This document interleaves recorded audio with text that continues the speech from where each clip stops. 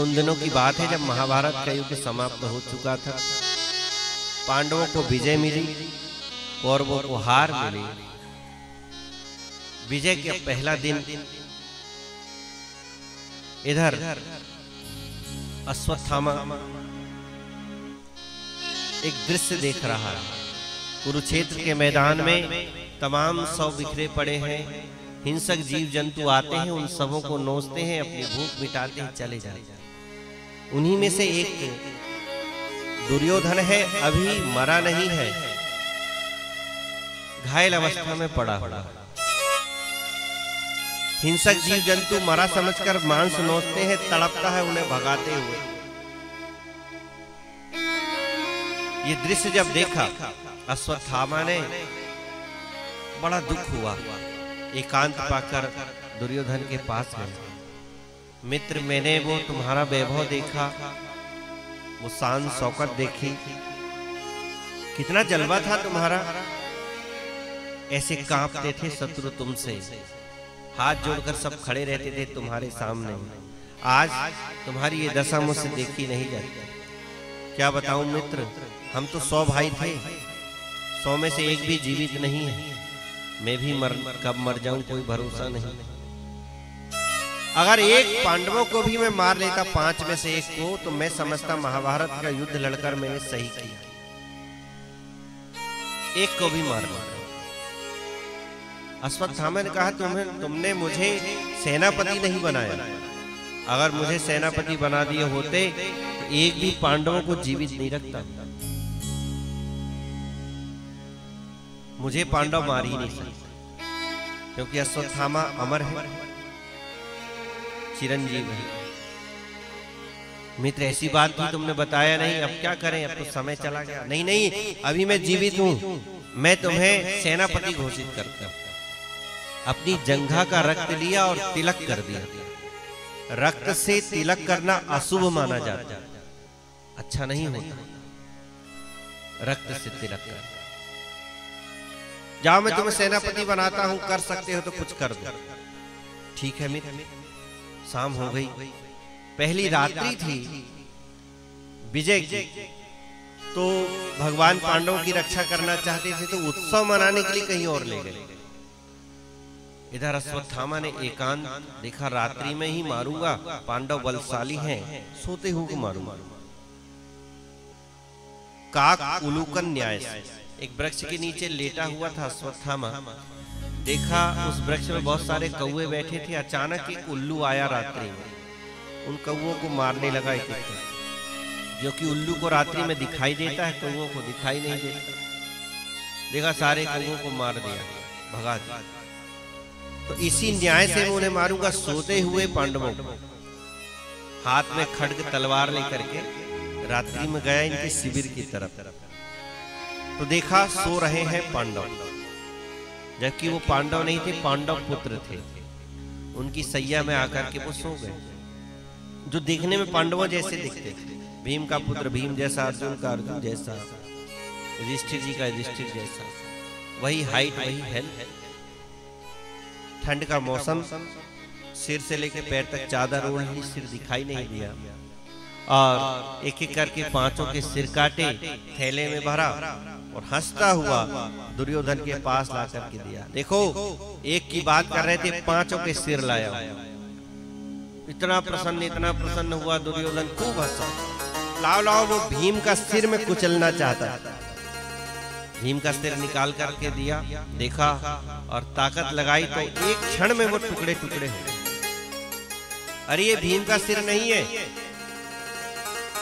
भीम का सिर बहुत मजबूत था, वज्र जैसा कठोर था। मैंने कई बार गदा का प्रहार किया, चोट नहीं आई उसको। और इतनी थोड़ी सी ताकत लगाने से टुकड़े टुकड़े हो गए। कहीं तुम पांडवों के भ्रम में पांडव पुत्रों के सिर तो नहीं ले आए?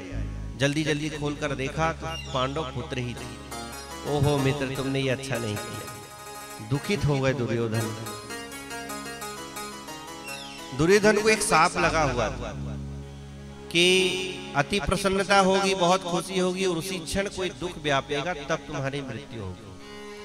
मृत्यु हुई, प्राण त्यागा दुर्योधन। इधर प्रातःकाल द्रौपदी अपने पुत्रों को जगाने के लिए, तो रक्त रंजित सैया है, चादर खोल खोल कर देखती है, केवल धड़ पड़े हुए हैं, सिर नहीं है। माता शिशूना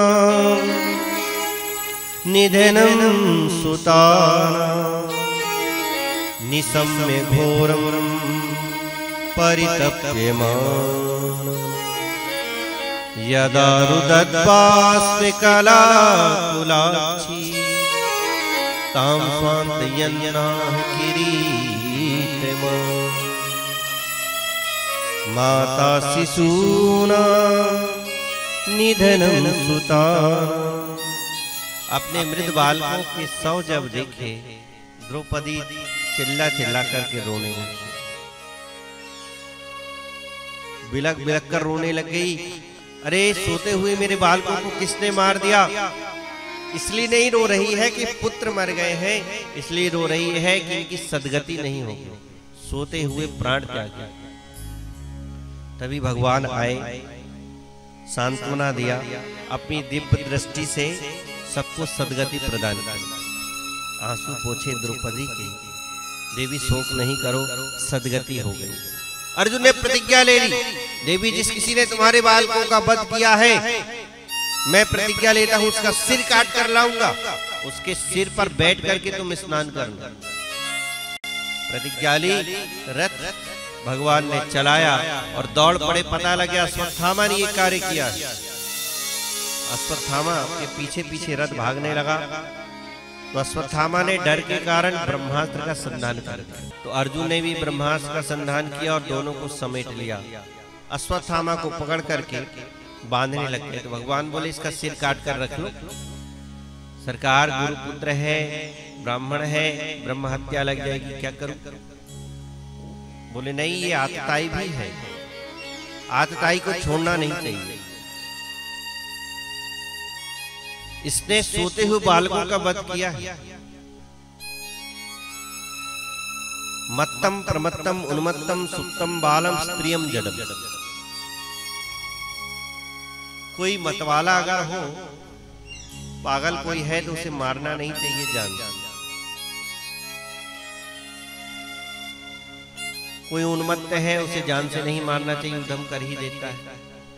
सोते हुए को कभी नहीं मारना चाहिए, बालकों को कभी नहीं मारना चाहिए, स्त्रियों को कभी नहीं मारना चाहिए। कोई अकल नहीं है किसी को, मूर्ख है तो उसे भी नहीं मारना चाहिए।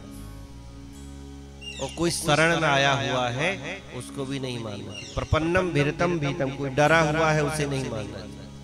और इसने तो सोते हुए बालकों का वध किया है, ये आतताई है, इसे छोड़ना नहीं। वहीं ले चलते हैं ना केशव को, चलो बांध कर पटक दिया, रथ में ले गए, नीचा सिर कर लिया अश्वत्थामा ने। सब कह रहे हैं मार डालो मार डालो मार डालो, पर एक है, द्रौपदी कहती है मुच्चितामीश ब्राह्मणो नितरां गुरु। छोड़ दो छोड़ दो, क्यों बांध दिया? भूल गए वो उपकार जो इनके पिताजी ने आप पर किए, गुरु द्रोण ने। जो विद्या अपने सगे बेटे को नहीं सिखाई, वो आपको सिखाई। वो उपकार आप भूल गए, छोड़ दीजिए।